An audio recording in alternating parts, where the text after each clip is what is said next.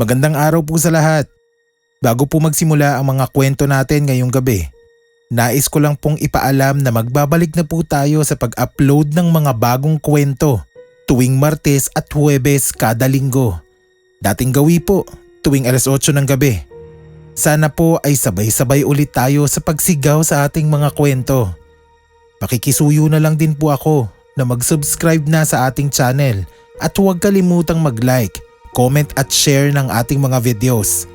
Lahat po ng social media accounts ng Scream PH ay nasa video natin. Salamat po ulit sa walang sawang pagsuporta. Tara na, simulan na natin ang takutan at sigawan. Magandang gabi. Tawagin niyo na lang ako sa pangalang AZ ng Montalban.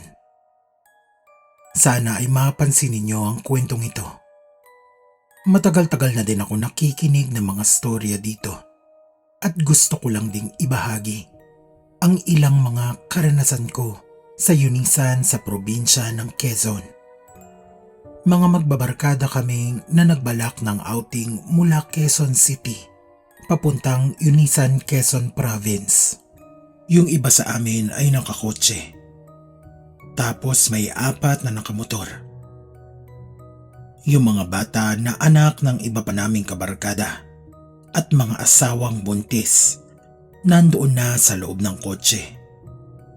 8 lalaki kaming nakasakay sa 4 na motor. Bali 2 tao. Kada motor ang nakasunod sa kotse papuntang Quezon. Umalis kami sa Quezon City mga 11:00 ng gabi. Estimated naming biyahe kasi ay aabutin ng 6 hanggang 7 oras. Naunang nakarating sa target location namin yung kotse. 8:00 pa lang ng gabi kasi ay nakarating na sila doon. Pero kaming mga nakamotor, nakarating ng 12:00 ng madaling araw. Halos 13 oras kaming bumabiyahe gamit yung motor. Ang pahinga lang namin ay kapag nagpapagasolina o may naiihi sa amin. Hindi naman pwedeng mauna ang isa kasi convoy ito. Kung hihinto ang isa, hihinto kaming lahat. Sa biyahe pa lang ay nakakaramdam na kami ng kakaiba. Papalit-palit ang temperatura ng hangin. Lalamig tapos biglang iinit yung hampas ng hangin sa katawan namin. Iniisip na lang namin na baka siguro dahil sa mapuno ang kapaligiran. Kaya ganoon ang pakiramdam.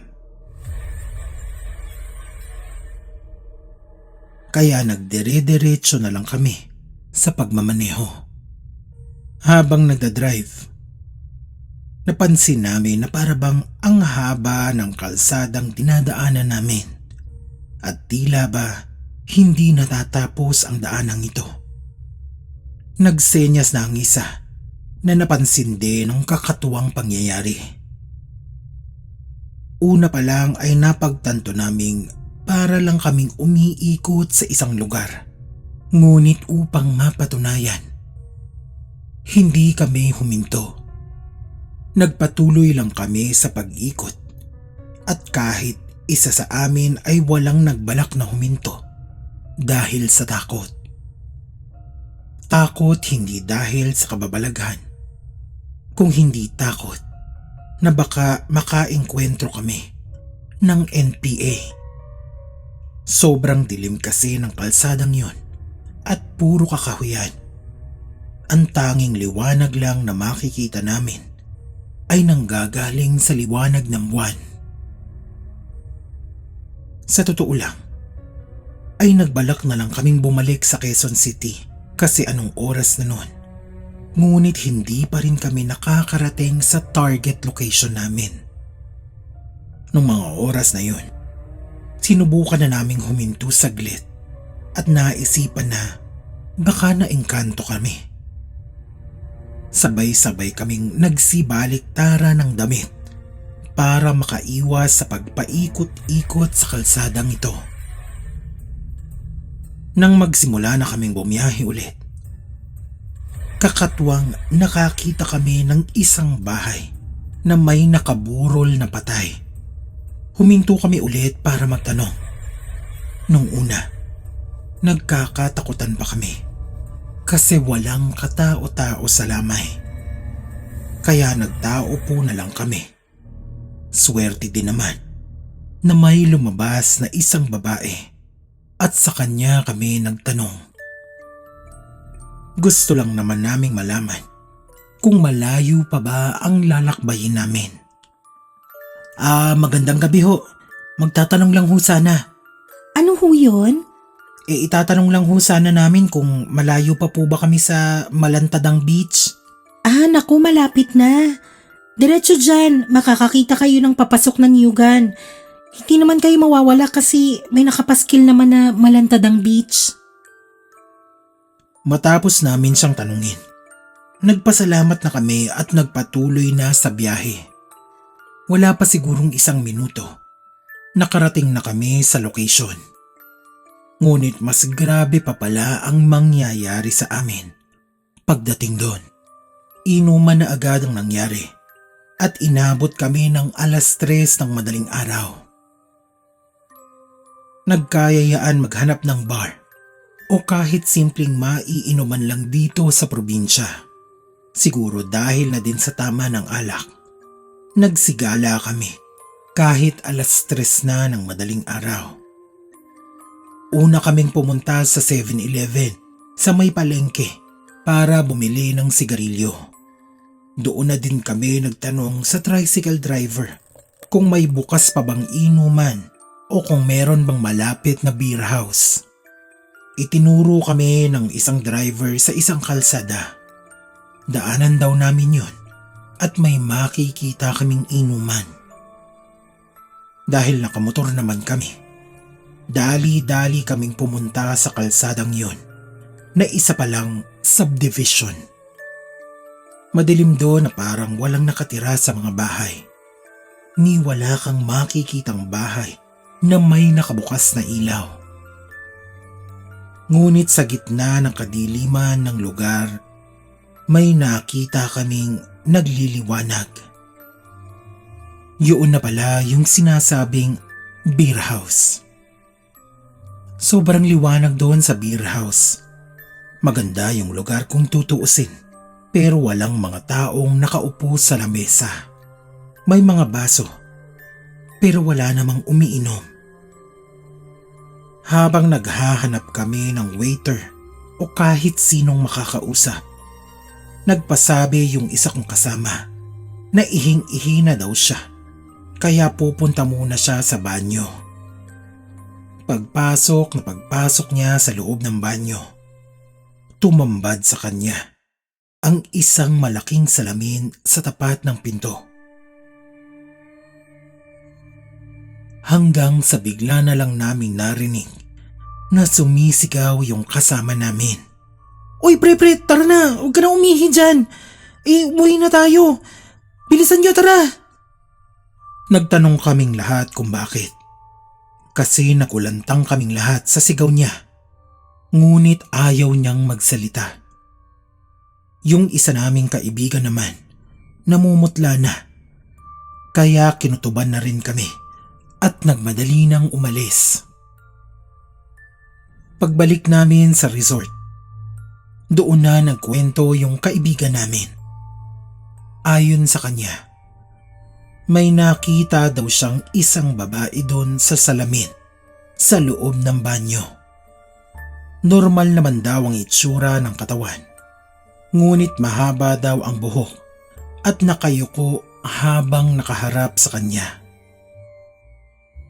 Halos hindi na namin maipatuloy sa kanya yung kwento at isa-isa na kaming nagpasyang itulog na lang ang nangyari sa amin. Kinabukasan, namalengke ulit kami dahil nga naaalala pa din namin ang nangyari noong gabi. Nagtanong-tanong din kami sa palengke patungkol sa napuntahan naming beer house sa loob ng subdivision. Lahat ng napagtanungan namin, ang sagot lang sa amin ay, subdivision? Wala namang subdivision dun eh. Ay, walang subdivision doon. Ay, Wala naman natang subdivision po dun. Walang subdivision sa daanang pinuntahan namin kagabi. Isa pang nagbigay ng kilabot sa amin ay wala rin daw malapit na inuman sa lugar nila. Pupunta ka daw sa kabilang bayan na aabutin din ng ilang oras ang biyahe. Nagtingin na lang kami sa mga narinig naming sagot dahil yung pinuntahan namin kagabi ilang minuto lang ang binyahe namin. Sadyang mahiwaga ang probinsyang ito, ngunit nagsilbi din itong aral sa aming magkakaibigan.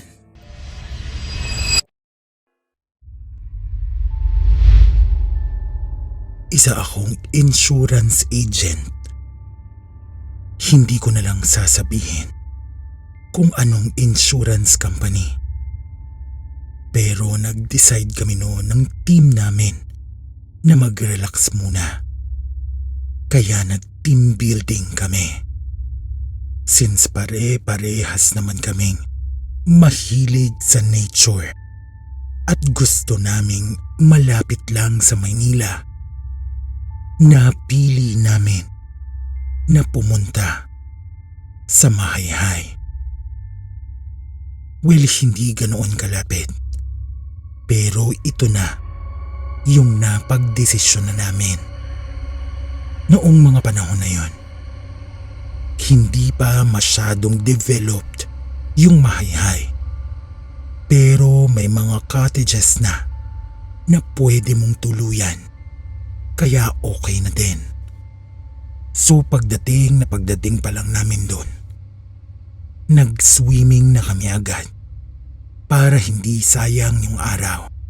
Kasi 2 nights and 3 days lang kami doon. Sa ikatlong araw, aalis na kami ng 12:00 ng tanghali. Noong unang gabi namin, okay na okay. Sobrang relax kami. Tawanan, kwentuhan tapos kainan. Siguro mga 6 kaming nagpunta doon. Kaya tamang-tama lang yung dami namin. Hindi boring. Hindi din naman sobrang gulo na ang dami mong kasama. Ang hindi namin inasahan nun, na yung isa pala naming kasama lapitin ng mga engkanto. Napansin ko nga nung nagpaplano pa lang kami. Although gusto niya ng nature tripping, pero ayaw niya sa Mahayhay. Pagdating pa lang namin doon, sobrang balisa niya at ayaw niyang maligo sa ilog. Nagpunta pa nga kami doon sa falls, pero ayaw niya talagang sumama. Lagi lang siyang nakatanaw sa amin. Tapos pakain-kain lang, pero never siyang naligo. Nung pangalawang gabi, nag-decide na kami na mag-iinuman. Siyempre huling gabi na namin doon kaya ano pa bang magandang gawin kung hindi mag-inom? Mga bandang 9:00 na ata yun ng gabi. Medyo lasing na kami noon. Yung kasama naming lapitin ng engkanto, umihi muna siya malapit doon sa ilog. Maya-maya pa, nagtatatakbo siya pabalik sa amin.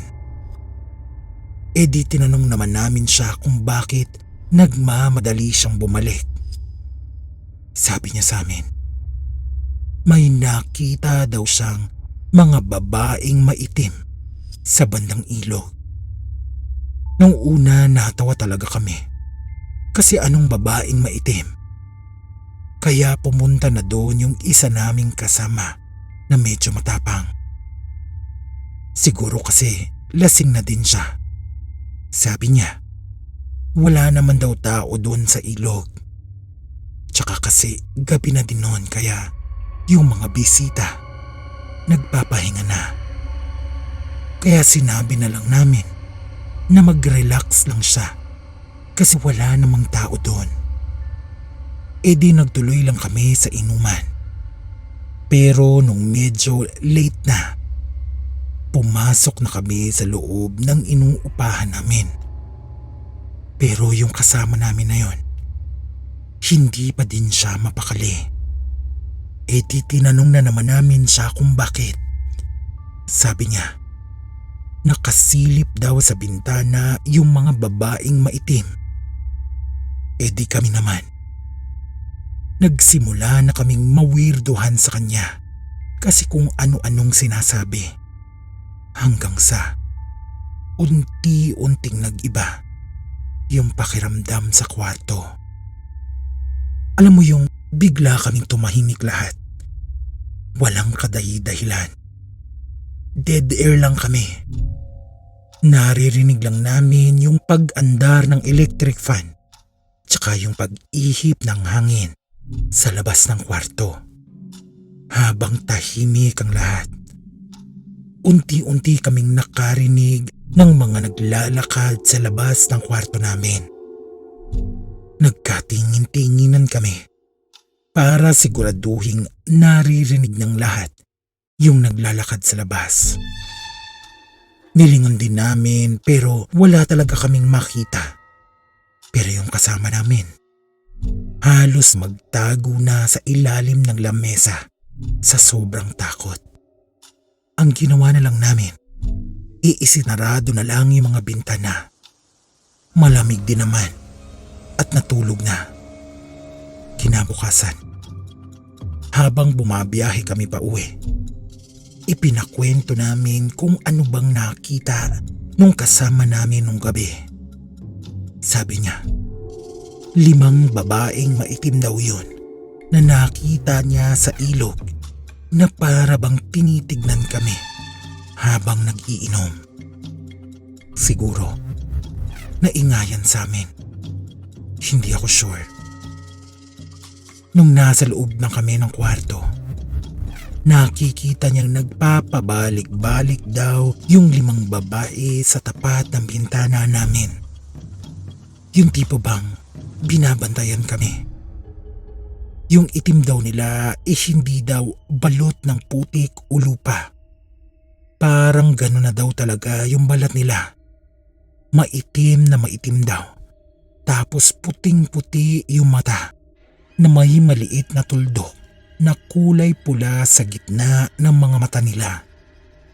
Wala din daw mga saplot. Pasensya na ha. May dibdib naman daw. Pero parang puro balat lang. Nakataas yung mga buhok pero magulo. Hindi yung nakaayos na pusod. Kinilabutan na din kami doon sa kinuwento niya at sinabi na lang namin nakalimutan na lang. Mabuti na nga lang at walang nangyaring masama sa amin. Siguro parte noon kasalanan din namin kasi may nagambala kami doon. Pero isa ito sa mga karanasang hindi ko makakalimutan. Kahit na hindi ko naman talaga sila nakita ng harapan. Team building namin yun nung nagtatrabaho pa ako sa call center. Usong-uso kasi noon yung mga resort na may water activities. Ayaw naman naming lumayo pa sa Maynila. Kaya ang pinakamagandang puntahan sa Laresio. Buti na nga lang at may mga kwarto sila doon na pwedeng rentahan kapag mag-o-overnight ka. So okay na ako doon. Maganda doon kung sa maganda. Madami kang magagawa. Maganda yung lawa. Pero kung ayaw mo naman mag-swimming doon, may mga swimming pools naman sa taas. Kapag gabi, sarado na yung lake. Siyempre. Pero bukas pa ata yung pool hanggang 9 p.m. Hindi ako sigurado kasi mga bandang alas 7 o alas 8 nakapag-swimming pa kami bago mag-inuman. Nung nando na kami sa poolside, nagpe-prepare na kaming mag-inom nun nang mapansin nung isa kong kasama na para bang may sumisilip-silip daw sa amin. Magkakaharap kasi yung pwesto namin sa parang bench na may table. Kaya kitang-kita namin na para ba siyang may nililingon. Kaya tinanong na namin siya kung bakit ba para siyang pabo na lilingalinga sa likod namin. Sabi niya, may iba din palang nag-overnight ngayon oh. Eh di nagtawanan kami. Sabi ko naman, ba natural, hindi naman natin nirentahan yung buong Lareso. Pagkatapos nun, dumating yung TL namin. Lumabas kasi sila ng iba kong katim dahil bumili ng dagdag na pulutan. Pero naabutan niya kaming nagtatawanan pa kasi niloloko nga namin yung ka-teammate ko. So kinwento namin kung anong nangyari. Tapos nagulat kami sa sinabi ng boss ko. Pero parang tayo nga lang ata yung nandito ngayon. Hindi ako sure. Honest to goodness, natahimik kami doon.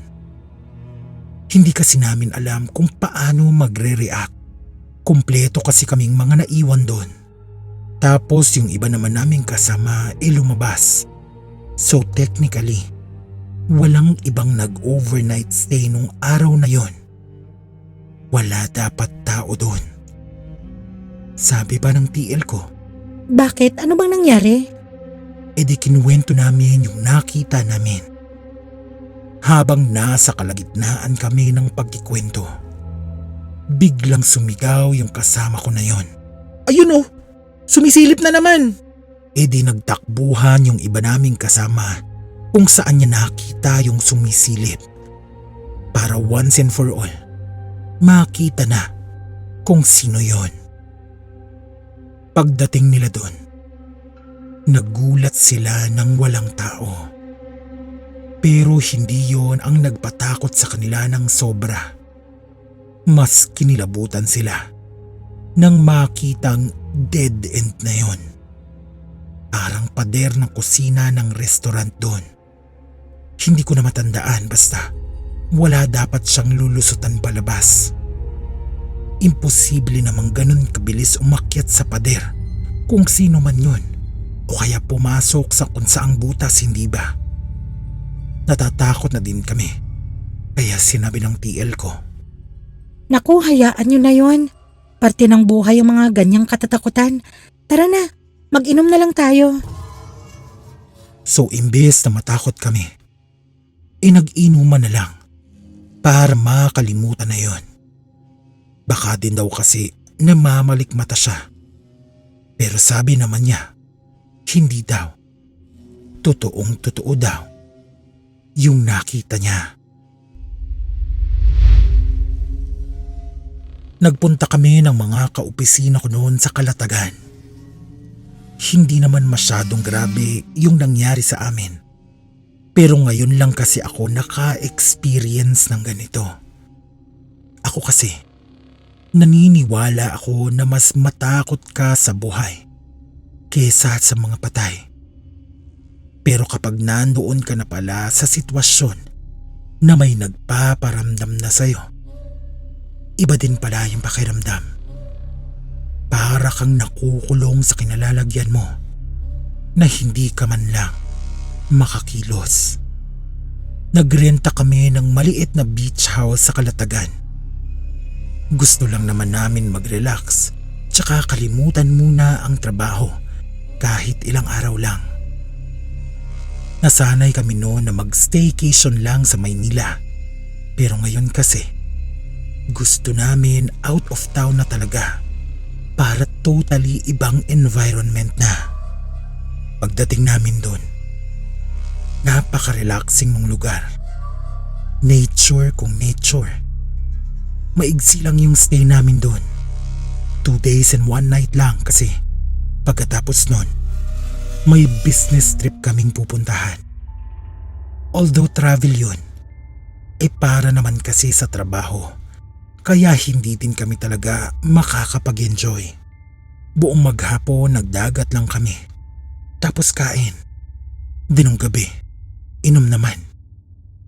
Mga bandang 1:00 na siguro ng madaling araw, nakahiga na kaming lahat. Gusto kasi namin na maaga kaming magising kasi 12:00 ng tanghali. Check out na namin. Maliligo pa muna sana kami sa dagat bago umuwi. Habang tulog ang lahat, ako naman, gising na gising kasi namamahay talaga ako palagi.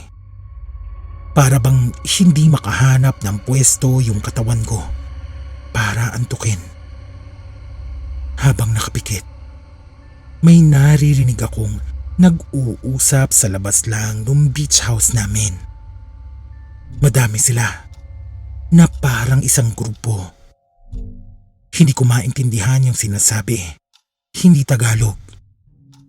Inisip ko nung una na baka local dialect nila yun. Pero naririnig ko yung ibang mga tao doon nung umaga. Hindi naman ganoon yung salita. Medyo natawa pa nga ako noon kasi parang gawa-gawa yung mga salita nila. Parang alien. Dahil medyo na-curious na ako, bumangon na ako at bahagyang sumilip sa bintana ng tinutuluyan naming bahay. Nagulat talaga ako sa nakita ko kasi mga 5 o 6 na tao yun na nakaputi. May dala silang lampara. Siguro para maliwanag, hindi ako sure. Tapos nag-uusap-usap sila at tinuturo-turo pa yung tinutuluyan namin. Sabi ko, sasabihin ko sanang mga tao yun pero para kasing hindi. Habang nakaabang ako sa bintana, grabe na yung kalabit ko doon sa isa kong kasamang natutulog malapit sa akin. Naalimpungatan siya pero hindi talaga nagigising. Sabi ko nga sa sarili ko na putya, bakit ako lang yung gising? Naaalala ko na may binigay na medalyon sa akin yung lolo ko na laging nasa pitaka. Pamprotekta daw yon sa mga masasamang elemento. Isa pa, nakasuot din ako ng bracelet na may tinatawag na Evil Eye Stone. Kaya siguro hindi umiepekto sa akin yung mga ginagawa nila. Maya-maya pa, natapos na silang mag-usap. Unti-unti na silang naglalakad papunta sa pintuan. Sa totoo lang, hindi naman talaga ako ganun katakot kasi mukha naman talaga silang tao. May aura lang na hindi. Nung hahawakan na nung isa yung doorknob, sumigaw ako ng malakas. Nagtinginan sila sa bintana. Sabay nawala. Tapos nagising yung mga kasama ko. Nang bumangon na lahat, kinuwento ko sa kanila yung nangyari. Hindi din talaga sila naniniwala pero ang isa pang katakataka, ilang oras na pala yung lumipas. Pero para sa akin, parang minuto lang yun. Hindi ko alam kung sa ibang dimensyon ba, iba ang takbo ng oras. Pero pagtingin ko sa relo ko, aba, mag-aalasing ko na ng madaling araw. Kahit walang naniniwala sa akin nun, para sa akin, totoong-totoo yung mga nangyari. Mabuti na nga lang at may mga dala akong sandatang pangontra sa mga ganitong bagay. At kahit papaano, ay nailigtas ko kaming lahat sa kapahamakan.